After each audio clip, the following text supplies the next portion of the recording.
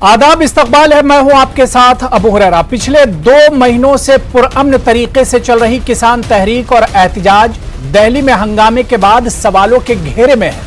खुद किसान तंजीमें आपस में एक दूसरे पर इल्जाम लगा रही हैं। लाल किले पर हुए हंगामे पर सरकार और इंतजामिया का रुख भी अब सख्त है। दिल्ली हंगामे ने कई सवाल खड़े कर दिए हैं। सरकार को किसानों पर हमला करने का मौका मिल गया है। अब सवाल यही उठता है कि आखिर किसान तहरीक का अब क्या होगा? क्या यह तहरीक बिखर जाएगी या यूं ही चलती रहेगी?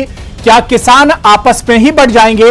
और सबसे अहम सवाल यह कि जिस मकसद के लिए यह तहरीक शुरू हुई थी, जिस मकसद के लिए किसान आंदोलन शुरू हुआ था, इस मकसद का क्या होगा?